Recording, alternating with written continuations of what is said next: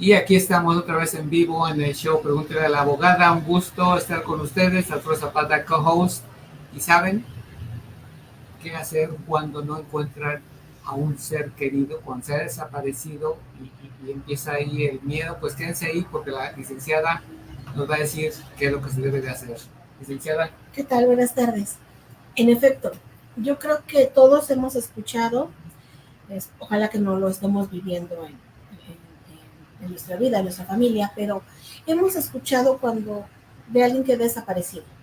Lo vemos en las noticias, lo vemos en los comentarios a lo mejor de nuestros seres queridos, que de repente la gente lleva su vida normal, la gente lleva sus situaciones normales, pero por alguna situación de repente desaparece un ser querido. Y a lo mejor en la primera noche o en la primera tarde dices, bueno, a lo mejor se fue a fiesta, a lo mejor está enojado y se fue de la casa por un día o por un rato. Está enfermo y está. O está enfermo y no, digo, todos en algún momento de repente decimos, hoy no quiero saber de nada ni de nadie. Y nos escondamos a lo mejor hasta nuestra propia casa, ¿no? Pero ¿qué pasa cuando después de varios días empiezas a inquietarte, te empiezas a bloquear qué está sucediendo, dónde está, te empiezas a inquietar, a generar tensión, porque ya fuiste a su casa, no lo encontraste, ya hablaste de su trabajo, no lo encontraste, ya hablaste con amigos, otros familiares, y no localizas a tu ser querido. Bueno, pues precisamente de eso vamos a hablar el día de hoy. Sí, y quiero mencionar también así algo rápido que se me vino a la mente de que una vez acá en México, hace muchos años, mi abuelo desapareció por varias horas, no por días, y empezamos a ver, bueno, qué podemos hacer, porque pues él normalmente se va y hace sus diferentes diligencias y regresa a casa, pero ya eran 3, 4, 5 horas y no sabíamos de él. Entonces mamá dijo, Alfredo, ve a buscar a tu abuelo, por dónde anda, y me puse a pensar y dije, bueno, pues por dónde camina, cómo le hace, porque él pues ya traía un poquito como de cuestión auditiva y traía una lesión en su pie ya de muchos años y que pues no siempre caminaba muy ligero, y aparte como que había un poquito de diferencia en el cómo él coordinaba su equilibrio y lo demás, ¿no? Entonces lo que hice fue el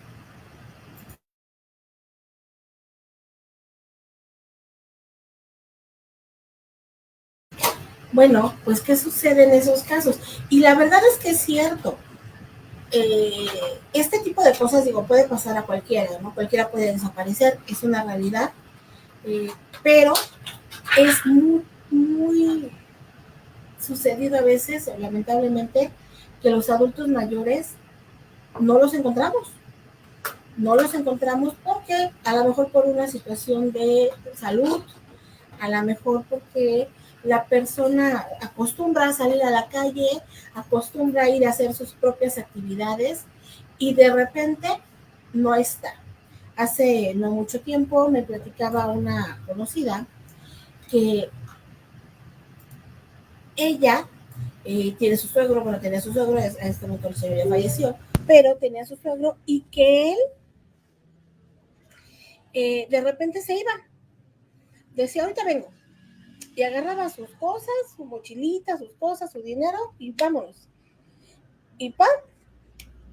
No, yo también tengo algunos familiares, una tía muy cercana que también hace ese tipo de cosas, que de repente ella dice, ahorita vengo, agarra sus monederos, sus cosas y se va. Y no le dice a nadie hacia dónde va. Entonces, de repente, te digo, todos tenemos la libertad, ¿no? Esta libertad de tránsito, de movernos, sí, pero ¿qué sucede cuando ya no localizas a la persona? Como decías tú de tu abuelo, a lo mejor un ratito tú sabes, ok, se va a hacer sus actividades, y al rato regresa. Pero ¿qué pasa cuando ya pasan muchos días y horas y días y demás y no sucede? Bueno, pues nuestro derecho ha previsto precisamente qué hacer en ese tipo de casos. Evidentemente es un procedimiento difícil, complicado, un procedimiento que más allá de todo, aparte, implica la posibilidad, uno, de la ausencia, esto es de que no lo localicemos, pero en un determinado momento hay otro procedimiento que se deriva de este y se llama de presunción de muerte. Porque ya después de un tiempo, ok, en un primer momento, esta declaración de ausencia es para salvaguardar, y esa es la intención de este procedimiento, los derechos de la persona ausente. Pero también, pues de aquellos que se quedan en este limbo, podemos llamarlo de esta forma, de decir, ¿y qué va a pasar o qué sucede con mi desaparecido? Ok, está desaparecido. Ahora, ¿qué pasa con todo lo que se quedó alrededor de él? Hijos, bienes, dinero, deudas, juicios que hubiera tenido. ¿Qué es lo que ocurre? ¿Qué es lo que va a suceder? Bueno, pues precisamente esta declaración de ausencia, ya lo decía yo, tiene lugar cuando no se localiza a una persona en su sitio habitual. Sí, sobre todo sabiendo que si tiene algún problema de salud, ¿no? Como en este caso mi abuelo a veces como que se desorientaba. Bueno, ahí todavía nos genera mayor preocupación, sí. Pero en realidad, y digo, es una situación lamentable de nuestra sociedad mexicana que estamos viviendo, y lo sabemos en general, que la gente desaparece y puede ser un adulto mayor, pero también puede ser un muchacho. Sí, o puede suceder que fue una adopción. Sí, una separación, sí, una desaparición forzada, un secuestro, pero de repente, si un secuestro sabemos que tiene una finalidad, ¿no? Se supone en principio que es secuestro a la persona, pido dinero, un rescate y se devuelve. Ese sería como un escenario de este tipo de cosas, pero el otro es cuando ya pasa tiempo y no regresa, y a lo mejor ni siquiera te están pidiendo un rescate, simplemente no sabes dónde está la persona, no la puedes localizar. Esa es la gran diferencia en este tipo de cosas. ¿Ok? Bueno, ¿qué es lo que va a proteger esta declaración de ausencia? Primero, va a proteger los bienes de la persona. Esto es, vamos a pensar, la persona es un varón, una mujer que tiene un inmueble y en ese inmueble a lo mejor renta. ¿Qué va a pasar? ¿A quién le van a pagar la renta a las personas? A ver, entonces, ¿qué hago? ¿Ya no la pagamos? Porque pues ya no está el arrendador. Pues no, por supuesto que la ley va a prever todo este tipo de cosas.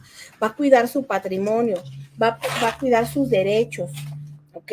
Ahora bien, ¿quiénes pueden generar o pedir la declaración de ausencia? En primer lugar, sus familiares, sus legítimos herederos. Y hablamos de legítimos porque no estamos hablando de que haya un testamento, no estamos hablando de que haya una muerte.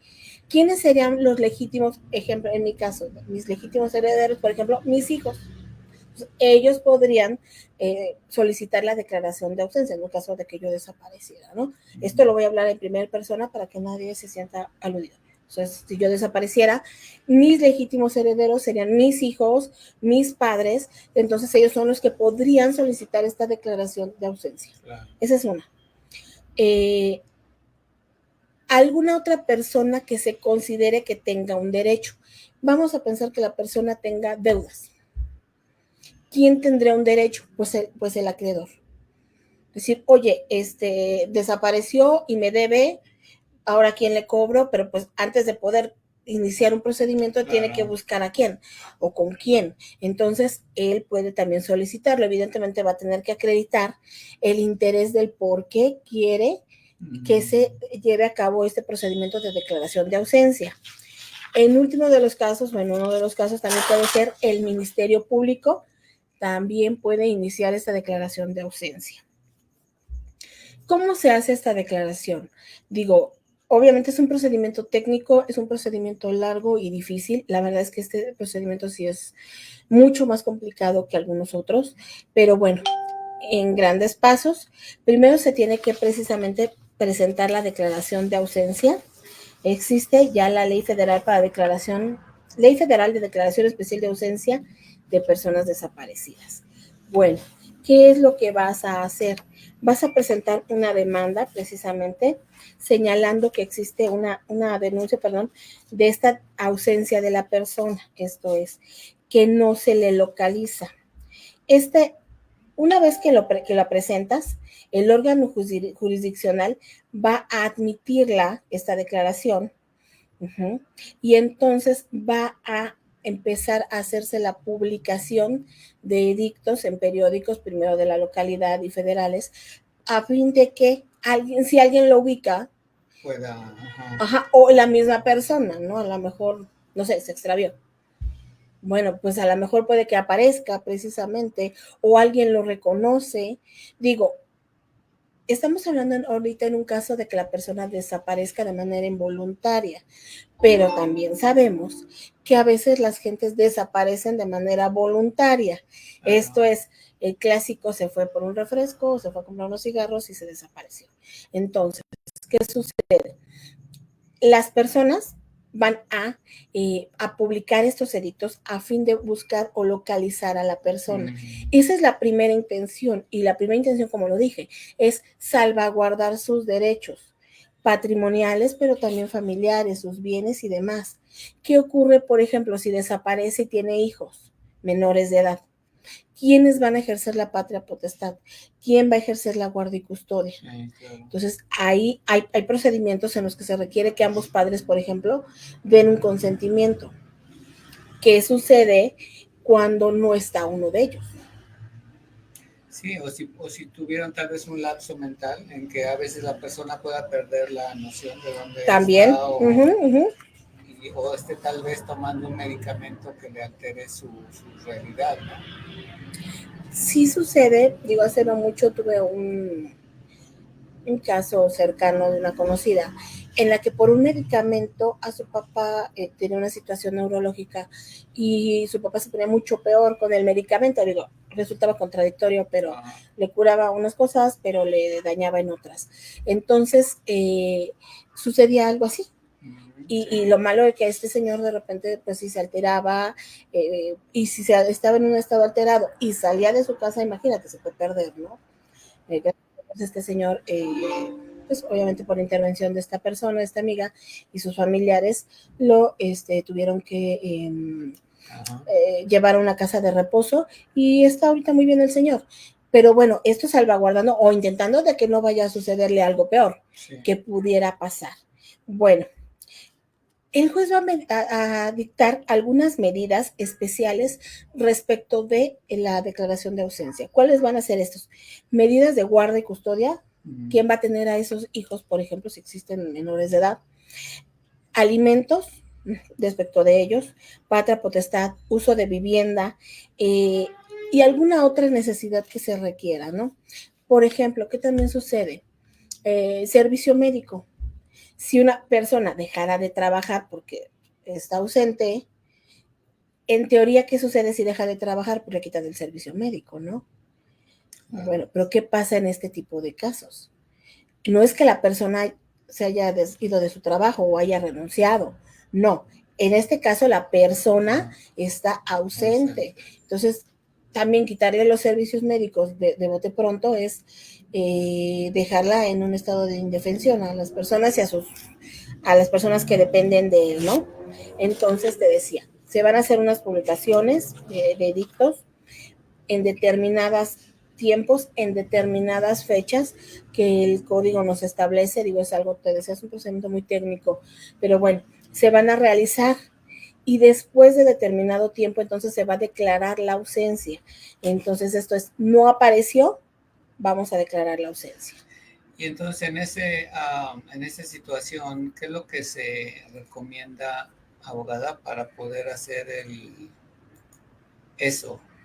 poder hacer ese trámite y que la gente se sienta segura, ¿no? Que no esté con ese miedo de que, ¿y ahora qué voy a hacer? ¿Cómo le voy a hacer? Necesito ir a un lugar, hacer un papel, me tengo que identificar. Bueno, este procedimiento sí sugiero, digo, bueno, siempre lo he sugerido, pero bueno, creo que en este caso todavía más, es sí acercarse a un abogado especialista en materia civil familiar, trato familiar. ¿Por qué? Porque sí se van a tener que salvaguardar diversos derechos. O sea, es que es complicado. ¿Por qué? Porque se tienen que salvaguardar los derechos no solo de la persona ausente, sino de todas las personas que giraban alrededor de ella, de esta persona, su esposa o su concubina o sus hijos, sus padres, su trabajo, sus bienes, propiedades, deudas o obligaciones que tiene que contraer. Todo lo relacionado. O sea, ahorita si cada uno nos situamos en este momento, en este lugar y decimos, ok, yo soy mamá, hija, trabajadora, abogada, tengo determinadas deudas, pero también tengo determinados derechos. Y entonces todo esto, todo este globo, ¿no? Que se junta ahí todo esto y que es una persona, bueno, claro. Pues entonces todos esos derechos y todas esas obligaciones y todo esto se tiene que salvaguardar con la intención de que en el momento que si apareciera la persona, pues casi, debo decirlo casi, se encuentren intactos, se encuentren protegidos, ¿sí? Entonces, esa es la intención de este procedimiento. Por eso, en este caso, digo en otros casos también, pero en este caso en específico, al ser tan delicado y como te decía, es un procedimiento tan técnico, porque hay que hacer publicaciones de edictos, porque hay que realizar determinadas actividades dentro del procedimiento y demás, sí les sugiero que se busque a un abogado. Y en este caso, pues aquí con la abogada Arenas, que en este QR, en esta situación que tal vez estén pasando, conozcan a alguien, que tomen acción inmediata y les pregunten, porque incluso podría ser una segunda opinión, o si alguien les comentó algo, aquí con ella, basado en este tema que se está tocando, puedan decir, oiga, abogada, ¿sabe qué? Que me pasó esto, o estoy en esto, o incluso nos está pasando esto, ¿no? El familiar no lo encontramos desde hace horas, días, meses. ¿Qué podemos hacer? Estamos aquí en una locación, tal vez están en un lugar muy alejado a la ciudad, o tal vez ya están en un proceso, pero no saben cómo. De hecho, debo decirte que justo quise tocar este tema derivado de una consulta, porque efectivamente, yo no me empapo del asunto, porque bueno, sabemos que los juzgados están cerrados ahorita, no hay manera de revisar el expediente, pero la persona se acercó a mí con esta duda, ¿no? Es decir, oye, ¿qué puedo hacer? Porque ya iniciamos un procedimiento, digo, no sé en qué etapa va o cómo va, pero bueno, me dice este chico, esta persona, ya iniciamos un procedimiento, mi mamá ya inició un procedimiento, pero el abogado lo dejó, no sabemos qué tenemos que hacer, hacia dónde va, y queremos que mi mamá pues esté protegida, porque ella es la que tiene todos los derechos respecto de mi papá, que es el que está ausente. Bueno, pues precisamente por eso es que hoy quise tocar este tema en específico. Y no voy a dar lectura completa porque sería demasiado, pero sí voy a señalar algunos puntos que la ley señala respecto del efecto de esta declaración de ausencia. ¿Sí? Por favor. Uno, va a ser el reconocimiento de que está ausente, precisamente. O sea, es decir, la persona no está ausente, ¿ok? ¿Y desde qué fecha? ¿Desde cuándo se presentó esa denuncia? Para hacer, ok, se desapareció desde tal fecha y de aquí en adelante, ¿qué es lo que va a suceder? Dos, garantizar los derechos de la patria potestad. ¿Qué sucede cuando los padres están separados, por ejemplo, y entonces, por decir un ejemplo, la mamá se queda con los hijos y el papá tiene un régimen de visitas y convivencias? Y resulta que el papá desapareciera. ¿Qué sucede cuando en varias ocasiones deja de incumplir y no va y no da pensión alimenticia y no va, cumple con el régimen de visitas? No se sabe de él. Pues ahí a veces, digo astutamente y malamente, las señoras dicen, entonces como no cumplas, te quito la patria potestad.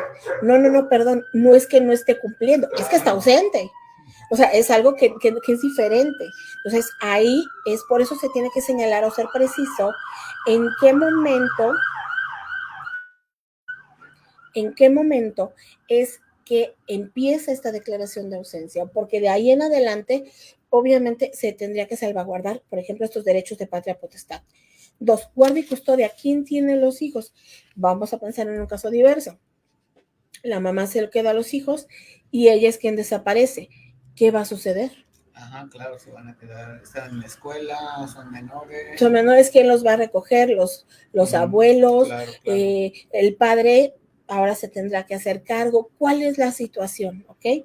Siguiente, proteger el patrimonio, ya lo decía yo, de la persona desaparecida. Todos sus bienes, sus créditos, sus derechos, hipotecas, etcétera, todo esto. Se va a fijar desde ahí también el plazo para ver a partir de cuándo pueden acceder al patrimonio aquellos que se encuentran legitimados, aquellos que tengan derecho para ese patrimonio. Bueno, pues también eso nos lo va a decir a partir de esa fecha. ¿Quiénes van a ser las personas beneficiarias? Te decía, si hay un testamento, bueno, en determinado plazo se tendrá que abrir esa disposición testamentaria, pero si no lo hay, bueno, pues aquellos que sean sus legítimos sucesores podrán acceder a ese patrimonio. Aunque tenga que pasar cierto tiempo para que digan el poder acceder a eso. Sí, claro. De hecho, si es un tiempo no breve, es este es un procedimiento que lleva alrededor de 2 años. O sea, no es corto, no es rápido. En algunos casos es menos, pero dependiendo más o menos, es un proceso largo. ¿sí? Por eso te decía que sí tienen que tener un profesional que les apoye.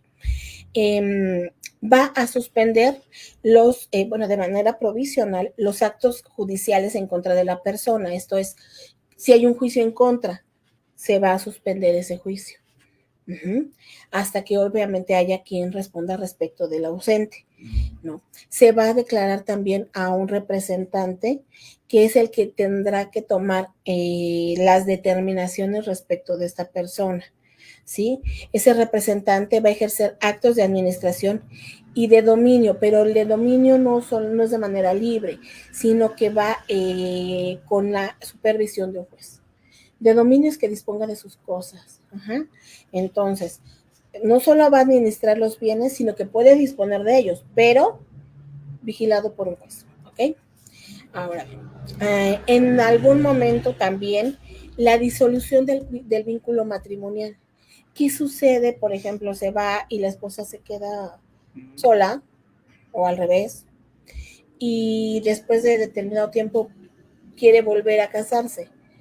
¿Qué tendría que hacer? ¿Esperarlo hasta que nunca regrese porque no lo sabemos? Claro, sí. Pues no, ¿verdad? Entonces, pues también va a haber una disolución de vínculo, pero obviamente tendrá que haber esta declaración previa.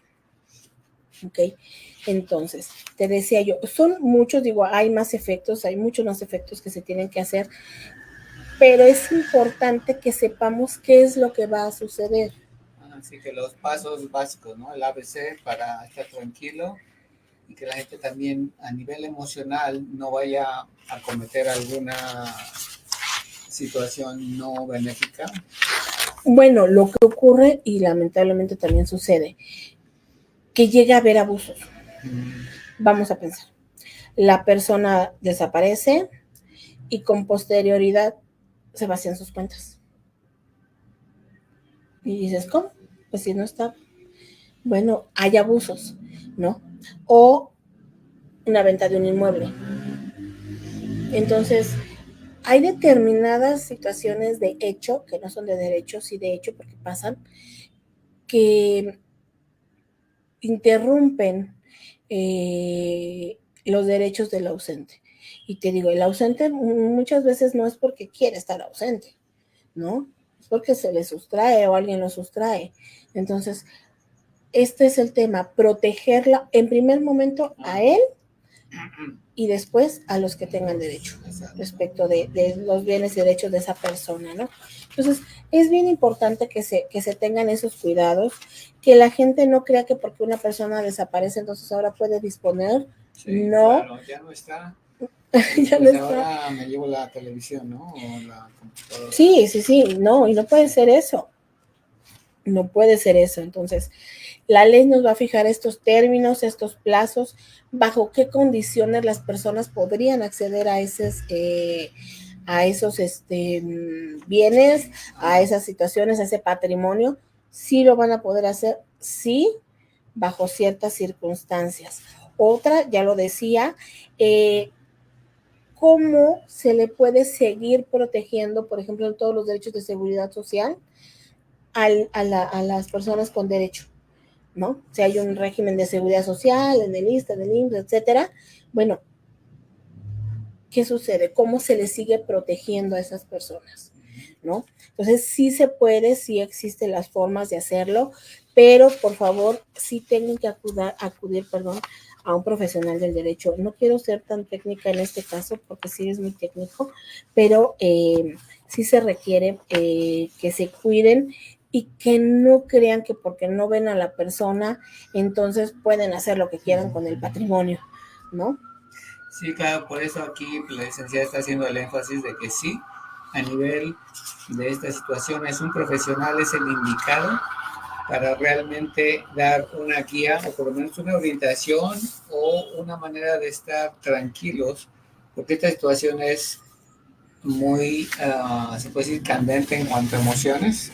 Claro. Y la gente puede decir, pues voy a hacer esto o no sé qué hacer y me quedo paralizado porque nunca había pasado. Yo creo que en un principio la mayoría de gente se queda paralizada, porque aparte dices, mi ser querido, ¿dónde está? Implica algo muy grande. Una cosa es cuando alguien fallece, que dices, ok, ya falleció con todo el dolor y todo lo que implica un fallecimiento, una pérdida de ese tipo, ya sabes que está, dicen por ahí, sepultado, ¿en dónde está? ¿No? Ya hay esa seguridad de saber que está ahí. Pero cuando no lo hay, es ¿dónde está? Sí. ¿Y qué sucede con todo lo que está alrededor? Sí, lo inesperado que causa esa duda, ese miedo, esa inseguridad y no saber, ¿no? Por dejarse también llevar por los medios de que dicen, no, pues es que a lo mejor te lo llevaron, es que a lo mejor le pasó algo. O sea, la mente puede jugar un truco bastante sucio y hacer que la persona tenga esa, pues esa seguridad rota porque todo lo que está alrededor puede implicar una duda de qué pasó. No, pues es que pasó una película y yo vi que pasó esto, me dijeron, y todo eso de me dijeron y pensé y vi y escuché sin tener una base sólida o como le dicen a veces pensar con la cabeza fría.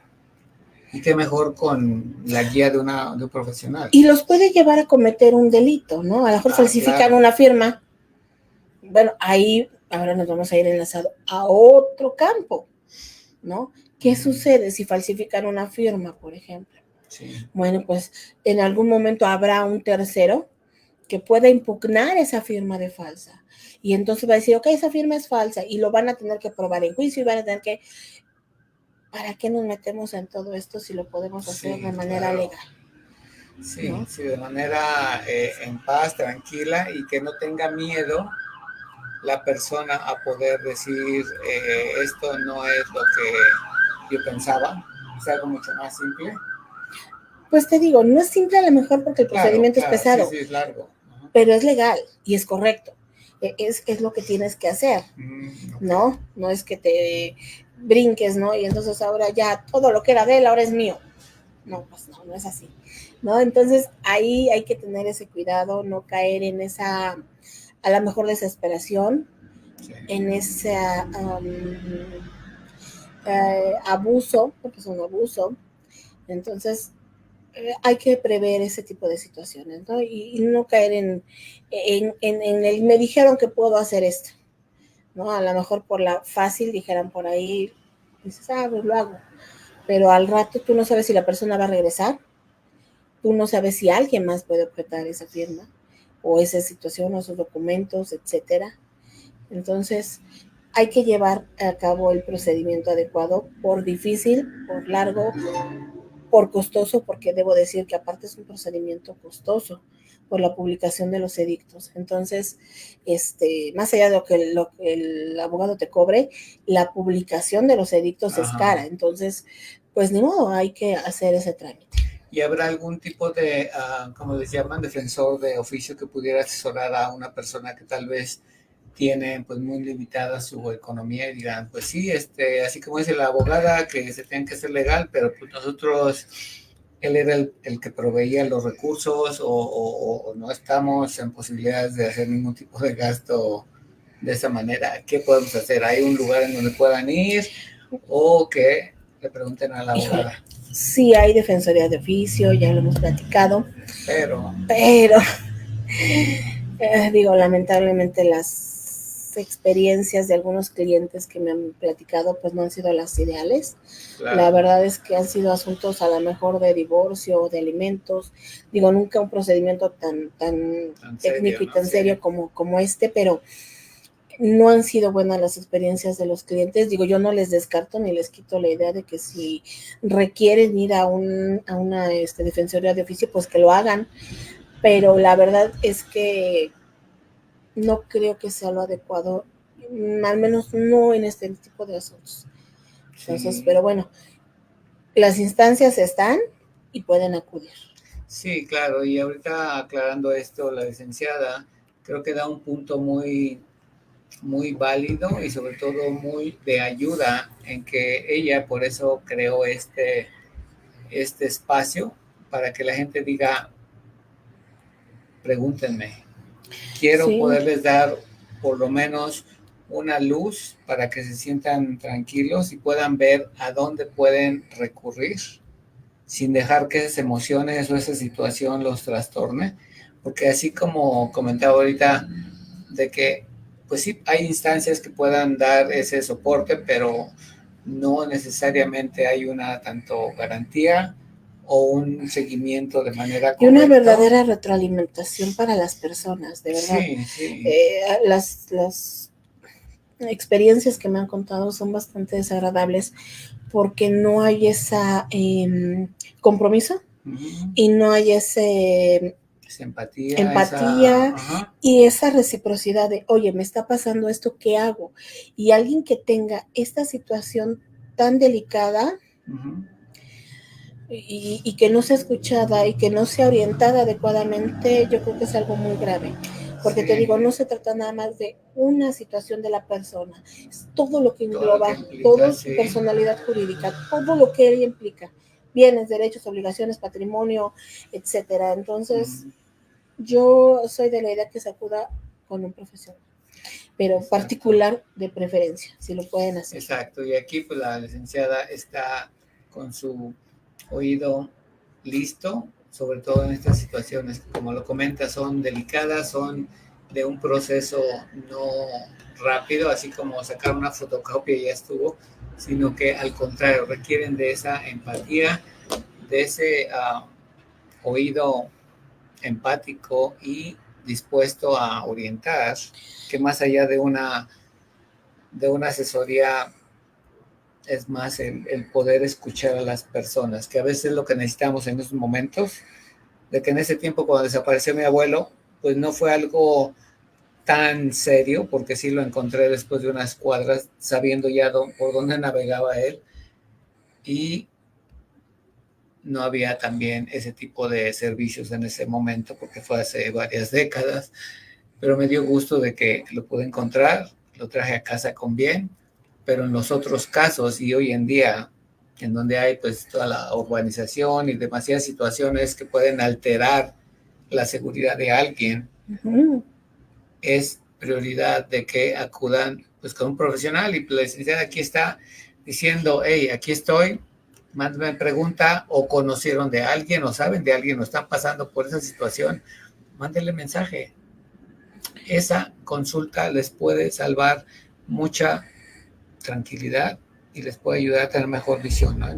Una estabilidad, exacto, una visión de qué es lo correcto hacer en este tipo de casos y cómo salvaguardar los bienes de las personas. Muy bien, sí, no, pues un gusto, abogada, escuchar esto, porque la verdad, así como este caso personal, que realmente no fue algo tan así como en algunas otras situaciones, el poder tomar conciencia de lo que hay ahorita disponible, el cómo se va a hacer y que un profesional como la licenciada pueda darles una guía y decirles, bueno, pues vamos a hacer esto o escucho para también ayudar a bajar esa pena o esa situación que tengas.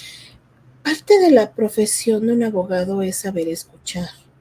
Precisamente, ¿no? Hace unos pocos días, por ahí se oía que si con un formato puedes hacer las cosas. Es como si fueras con un enfermo de cáncer y fueras a Google y dijeras, ¿cómo me curo?